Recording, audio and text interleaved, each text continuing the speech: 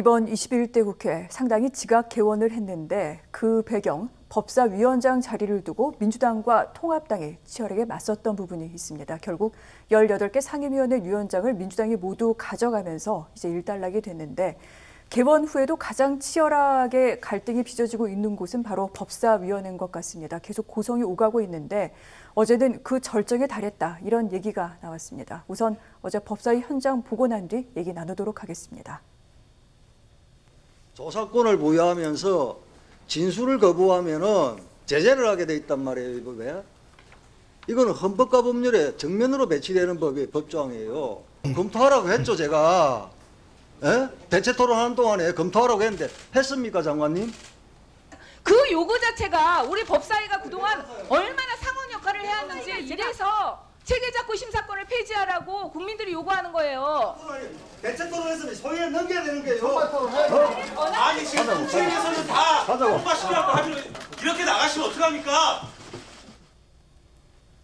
쟁점이 된 법안, 고 최숙현 법입니다. 최숙현 선수 사건의 재발을 막기 위해 이제 개정안이 나오는 국민체육진흥 법안을 놓고 이렇게 여야 간의 고성이 어갔는데 보신 대로 이 법안은 문화체육관광위원회에서 여야가 합의해서 이제 법사위로 올린 법안이기도 합니다. 그런데 이제 이 법안 가운데 일부 문제가 있다라고 통합당에서 지적을 했고 이 부분에 대해 여러 가지 얘기가 오가다가 이렇게 찬반 토론을 거부하고 통합당이 퇴장을 했습니다. 이후 여당 단독으로 이제 표결이 됐는데 이 같은 과정 어떻게 보시는지 먼저 김영주 의원님부터 말씀해 주실까요? 네, 아무래도 이제 이번 21대 국회에서 뜨겁게 이제 정론이 됐던 게 법사위의 그 형식 또 위상 이런 것이었습니다. 이제 작구 심사에 대해서 그동안에 이제 민주당의 시각은 이제 상원 방금 말한 것처럼 고 최숙현 법 같은 경우도 여야가 상임위를 통과해서 합의한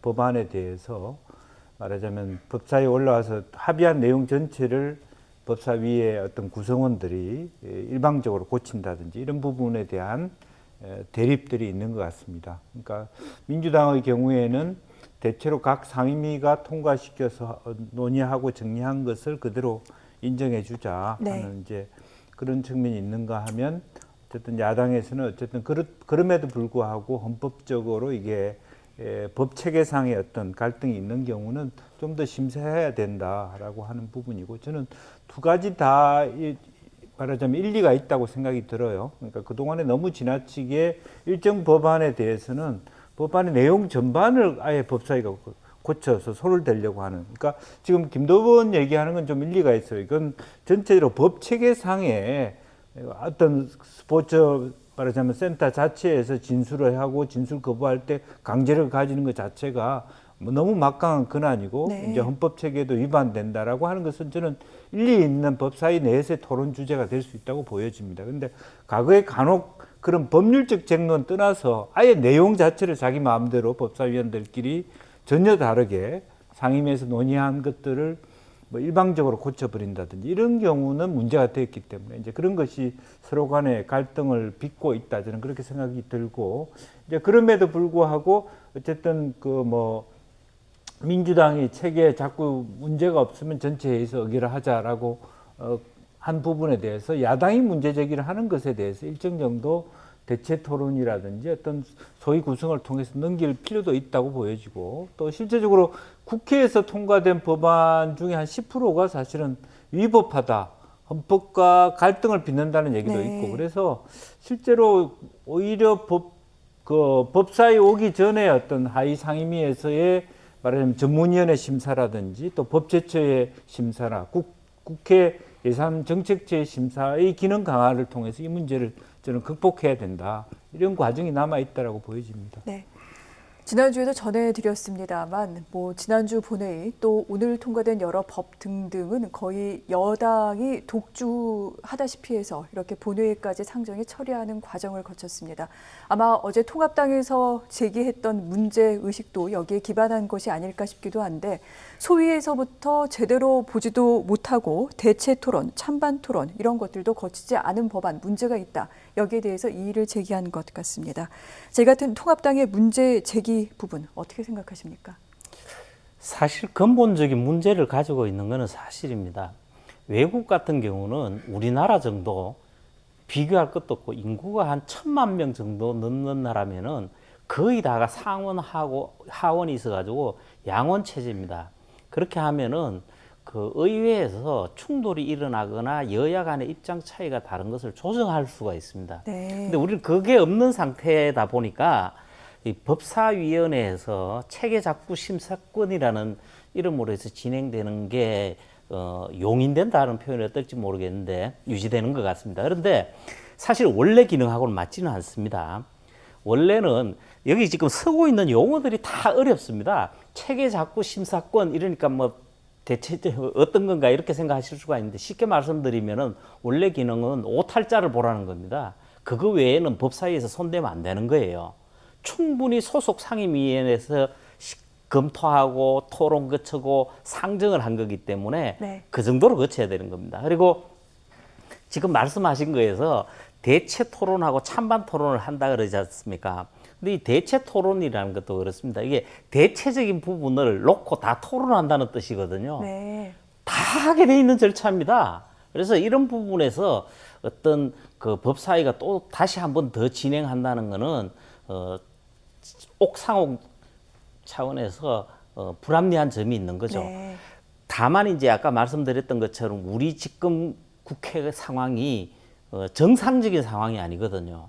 그리고 또 문재인 대통령께서도 그렇지만 청와대를 중심으로 해서 더불어민주당을 굉장히 압박을 많이 합니다. 그래서 그에 따라서 지금 일부 언론에서나 야권에서는 하명 국회라고도 그러고 뭐 거수기 뭐 이런 차원의 여러 표현이 나오고 있습니다만은 그 말이 틀리질 않아요. 그 부분에 처리를 하려고 하다 보니까 지금 화면에 나온 것처럼 여야 간에 충돌이 있지만은 저게요, 저 절차가 시간도 얼마 끌지도 못해요. 다 통과되게 돼 있습니다. 결과적으로는 네. 화면에 국민에게 그토록 싫어하는 싸우는 모습만 보여가지고 신뢰만 떨어뜨릴 뿐입니다. 그리고 이제 그 우리가 향후에는 나중 뭐 아까 상하원이나 그까지를 가지를 않더라도 국회가 이제 네. 대통령은 대통령대로 청와대는 청와대대로 여야는 여야대로 어떤 정상적인 좀 제자리를 잡아가지고 정상적인 의사 진행 절차라든지 국회 의사 절차가 진행되었으면 하는 그런 바람을 기댈 수밖에 없는 상황입니다. 네. 분명히 정상적이지 않은 상황, 이 부분을 어떻게 개선할지 21대 국회가 더 고민을 해야 되지 않을까 이런 생각을 해보게도 되는데 어제 사실 쟁점 법안은 법사위에 올라온 것 가운데 가장 큰 쟁점이 있을 것으로 생각했던 법안은 공수처 후속 3법이었습니다. 그런데 이 법안은 다루지도 못한 채 이의가 없을 거라고 생각했던 최숙현 법조차 이 여야 간 쟁점, 갈등으로 결국 법사위에서 여당 단독으로 처리된 상황이었습니다. 법사위원들 굉장히 어제 거세게 부딪혔는데 이견 정도가 아니라 법사위원의 자격을 운운하면서 여야 사이에 거센 말들이 오갔습니다. 통합당 조수진 의원, 민주당 김종민 의원에게 당신이 자격이 있느냐, 법사위 나가라까지 그렇게까지 얘기를 했는데 이 부분 저희가 영상을 준비했습니다. 보도록 할게요. 이분 같은 경우에는 법사위원 하시면 안 됩니다. 이 재판 중인 사안과 관련해서 연락 주면 앞장서 뜨겠다. 이거는 위원회의 위원으로서 자질이 굉장히 결격입니다. 저보고 법사위원 그만하라고요? 예. 현장에 없었죠? 지금 조수진 의원이 발언한 전행은 완전히 가짜뉴스입니다. 현장에 없는 사람들이 경남지사가 김경수 지사라는 이유 때문에 김경수 지사 재판 관련된 얘기다 이렇게 이걸 몰고 가는 거예요. 지금 김종민 의원은 민주당 최고위원 선거에 출마를 한 상태입니다. 지난 1일에 경남도당 합동연설회가 열렸는데 여기에 이제 참석해서 후보들이 연설을 하는 과정에 김종민 의원이 뭐 법사위가 경남을 위해 할 일이 없겠느냐 뭐 이런 얘기를 했다고 합니다. 이 발언을 놓고 이렇게 지금 여러 갑론을박이 벌어지고 있는 것 상황인데 자, 현 의원님 어떻게 보셨습니까? 이게요, 그 상황부터 좀 짚어봐야 되는데 8월 1일입니다. 며칠 전에 지금 잘 아시는 대로 더불어민주당의 전당대회가 진행 중입니다. 그래서 네. 시도별로 해서 다 돌고 있습니다만은 경남 전당대회장에서 이번에 이 김종민 의원이 최고위원회 출마를 한 상태입니다. 그래서 출마의 시간을 줍니다. 당 대표는 7분을 주고 최고위원 5분을 주는데 그 5분을 주는 동안에 발언 내용입니다. 네. 그런데 여기 지금 읽어보시면은 제가 결론부터 미리 말씀드리면은 김종민 의원이 가짜 뉴스라고 하는 게 저게 가짜 뉴스입니다. 사실은 지금 그 여권에서 늘 가짜 뉴스다라고 늘 몰아붙이는데 툭하면 과거 정권 탓하고 야당 탓하고 언론 탓하면서도 본인들 문제가 생기면 가짜 뉴스라 그러는데 그게 그렇지가 않아요. 여기 문구를 보시면 제가 한번 읽어볼게요. 지사님, 김경수 경남지사입니다. 그 법사위에서 경남을 위해 할 일이 없습니까? 연락을 주시면은 바로바로 알아서 앞장서겠습니다. 법사위에서요, 경남에 할 일이 없어요. 그 경남과 관련된 곳이라면은 국토위라든지 농수산위 정도가 되겠죠. 이 법사위와 관련된 부분들은 아무래도 법사위에 사법부하고 검찰이 있기 때문에 아주 민감한 문제입니다. 그리고 누가 봐도 그 부분을 깔고 한 거죠. 잘 아시는 대로 더불어민주당의 이 당권 그 경쟁에 들어가게 되면은 표의 그 판가름을 친문 10만 온라인 세력을 중심으로 해서 딱 형성이 되어 있습니다. 거기서 핵심적인 위치에 있는 게 김경수 지사거든요. 그러다 보니까 잘 보이려고 표를 더 얻기 위한 방법은 있지만은 그렇다 하더라도 이런 식으로 하는 거는 문제가 있다는 거예요. 그리고 그 부분을 지적한 것이고, 그리고 지금 아마 이런 부분은 있을 겁니다. 지금 모든 각 상임위원회에서 더불어민주당이 그 일방 처리를 하고 있잖아요. 그런 중에 그 법사위를 거쳐야 되기 때문에 법사위에 왔을 때에 그 처리도 결국은 끝은 정해져 있단 말이에요. 다 강행 처리이기 때문에 그런 과정에서 야당도 지금 상당히 화가 나 있는 상태라고 봐야 됩니다. 이런 상황에서 여야 간의 감정 대립이 빚어지는 거죠. 네. 그리고 사실 이런 말은 뭐합니다만은 17대, 18대 지나면서 지금 여야 간의 의원들 간에도 어떤 일체의 식사 자리라든지 공부 모임이라든지 네. 대화가 거의 없는 상황이라고 보시면 됩니다. 네. 우리가 그 본회의나 상임위원장에서 여야 의원들 마구 싸우다가도 사실 또 그 의원들이 뒤에서 회의장을 나가고 나면 서로 또 얘기도 하고 식사도 하고 이런 걸로 알고 있었는데 지금은 그런 자리마다 모두 사라졌다. 즉 어떤 그 갈등을 봉합할 수 있는 장이 없다. 이 부분에 대한 우려까지 선배 의원으로 해 주셨습니다. 자, 김 의원님, 방금 현 의원께서 그 배경을 설명해 주셨는데 혹시 보탤 말씀 있으신지요? 예, 그렇습니다. 이제 전당대회장에서 김종민 의원이 한 얘기는 충분히 이제 오해를 살 수 있는 부분이 있죠. 네. 그렇지만 이제 법사위 기능이 모든 어떤 안건들이 몰리는 곳이고 또 꼭 어떤 재판 문제 외에도 예를 들면 경남도 내에 가장 많은 어떤 법사위와 관련된 법무부와 관련된 문제가 있을 수 있어요. 가령 현실적인지 아닌지 모르겠습니다만은 교도소 이전 문제라든지 이런 현안들이 있을 수 있습니다. 그래서 그런 의미에서 사실 그것을 포괄적으로 얘기했다라고 볼 수 있는데 이제 그럼에도 불구하고 실제로 대놓고 이제 재판 중에 있는 도지사에 대해서 법사위에서 도와줄 일이 없느냐고 네. 하는 것은 대부분의 많은 사람들이 오해할 수 있는 소지가 있는 것이죠. 그러나 그것은 보란 듯이 당원들한테 그런 얘기를 했다라고 하는 것 자체도 최고위원회 나오신 분, 당대표 나오신 분들 자체가 어디를 가든 말하자면 카메라가 있는 거 아닙니까? 조심해서 말씀하시고 여러 가지 이제 정치인들이 항상 문제가 되는 게 자기 지지자들과 자기 당원들한테 편안하게 얘기하면서 생겼던 발언들이 전부 다 일일이 다 문제가 됩니다. 이제 그런 부분은 좀 조심할 필요가 있다 그렇게 생각이 듭니다. 알겠습니다. 자, 그리고 오늘 국회 예고한 대로 본회의를 열어서 정부의 부동산 대책 관련 법안 그리고 공수처 설치 후속 3법 등등의 법안을 처리했습니다. 통합당은 표결에는 참여하지 않았습니다. 쟁점 법안 표결에는 참여하지 않았고 찬반 토론, 자유 발언 등을 통해서 자신들의 반대 의견을 조목조목 밝히고 있는 중이기도 한데 이 같은 국회 모습, 지난주 본회의 때 그 윤희숙 의원의 자유 발언이 굉장히 화제가 되고 난 뒤로 의원들이 거의 모두 다 이 부분에 대해서 힘을 얻고 자신들도 하나하나 조목조목 좀 발언을 하겠다. 이런 요청이 또 쇄도했다고도 합니다.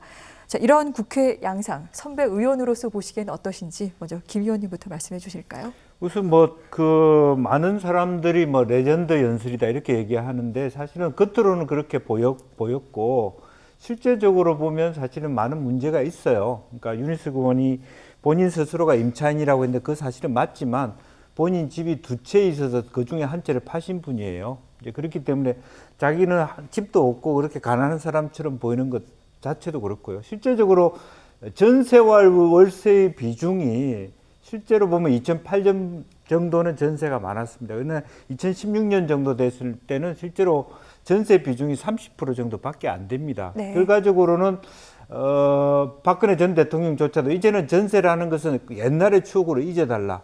이제 그 당시에 말하면 경제부총리 같은 경우도 최경환 부총리도 이제는 월세로 패러다임 전환해야 된다.